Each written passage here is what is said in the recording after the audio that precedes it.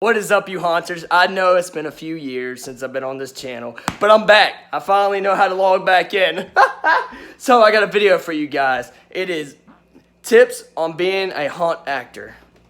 Whether you're a pro or a rookie, you can still use these tips even if you heard them over and over again. Well, you're going to hear them until you make it a muscle memory thing. So I'm going to go over, I think, maybe 5 tips with you guys.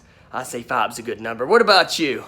Ladies, this is towards you because y'all do this more than the guys do. Do not scream. When you scream, yes, you might have a few people jump, but it's more annoying than it is anything else. Like, every time I walk through and somebody screams in my ear, it doesn't make me jump. It's just the sound waves that make my body tense up because I feel like I'm about to get attacked or something. That's why people jump. It's not because it's always due to fear. And then sometimes if they do jump out of fear, then they later on realize, ow, that hurt my ear, that was annoying. So please, there's other ways to scare people. Rule number 2, this is towards the gentleman, shut your mouth. Because when you sit there and you talk to the guests, you pretty much take that scare factor out of that, and guess what? They're going to be comfortable around you, and they're not going to be scared. Even if they have that tough guy persona, like, oh, he doesn't look scary at all, or whatever. If you don't talk, they're still going to be on edge. They're still going to be watching you. As long as you just don't say nothing and just walk slowly towards them, or even stand still like a mannequin, they're still going to be looking back to see if you're following them. It's just classic human nature. I mean, I've done this quite a few times, and even some of the people that I walk through that say they're not scared, they still always look back. Always look back to see if I'm still back there. And sometimes I'll move out of their way, so when they do look back, I'm not back there. You know what I'm saying? So, it works. Just don't talk, and guess what? It won't be as bad.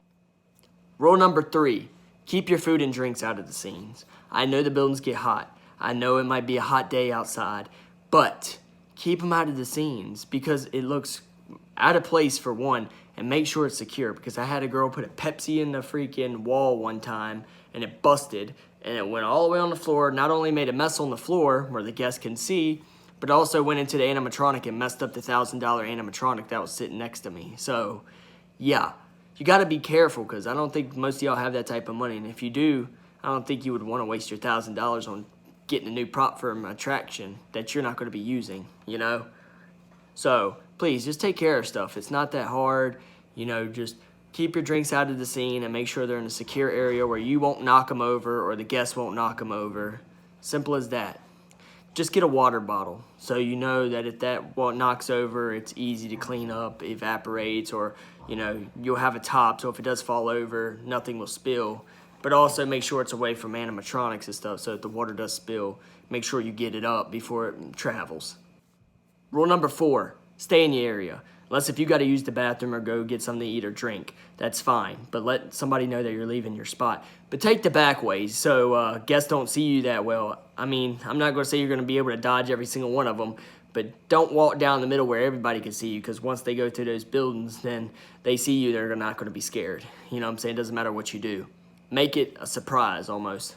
Don't be like that person I was working with where they're dressed like this and they belong in our building, but then go and say I got to use the bathroom, and then they go and work all these other buildings, and I'm like, you're supposed to be in our building. You're supposed to use the bathroom, come back to our building, and stick with us. Not go and work all these other buildings, and you stick out like a sore thumb. You know, you're not wearing the proper costume for these other areas. Excuse me, your costume's for this area. So, that was kind of irritating, and it's not fair to the other actors to have to run back and forth from their spot to your spot so they can cover everything because you want to go and lollygag. It's okay if you go and talk to other people in your building. That's fine. Just make sure guests are not in there. But don't be running around the whole haunted attraction and stuff just because you want to go talk to your friends. Save that until all the guests are gone. Believe me, when closing time comes, y'all can all stand in the midway and talk together. That's what we used to do all the time. But when it's time to scare, it's time to scare. Remember that. Tip number 5, keep your composure. Keep your temper under control. People are going to try to step on your toes, whether they're drunk or sober. Believe me, seen it happen. But once you let these people go through your scene, you might not even see them the rest of the night. So don't even worry about it. But they're continuing to start controversy and just running their mouth to you, whatever. Don't feel like you're a snitch for doing this because you're not. It's being mature. Go over there and talk to somebody else in the building and have management or security come and take this bum out of your area, okay? Next up, be kind to your coworkers. I've had a guy come up to me. He didn't know I was working in his building, but the building didn't belong to him. He's a little punk. And he came up there, he was drunk, which is two things wrong because one, we're in the haunt business. That's a safety thing. You could get us in trouble for that. And also, you're underage, moron. So he comes out there just running his mouth to me like, what are you doing in this, blah, blah, blah. And I try to tell him, he interrupts me and tries to play this big tough guy scene. And I'm like, boy, I will beat you where you stand. But, you know, I just kept my composure and be mature about it. Then when the security came over there and talked to him, because we're good friends, he was like, oh, I'm sorry.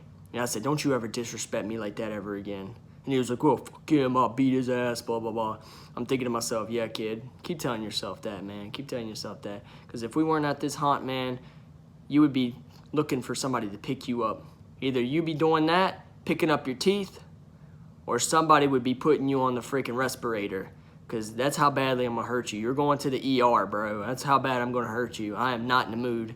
So, just keep your composure and temper under control. But those are my 5 tips, you guys. Hope you enjoyed this video. And sorry it's been a long time. I'm probably going to do a lot of haunted things on this channel. So, y'all make sure you stay tuned. I don't know what days I'm going to upload yet. Not sure. But y'all keep in touch. Make sure you hit that subscribe button and that little bell over there. Make sure you hit that freaking bell. You punch it in the face. Get with it. So, look at my dog looking at me. So, all right, you haunters. Make sure that you use these tips. And it'll help you out a lot, whether you're a professional or rookie or whatever. It's up to you. So, I will see y'all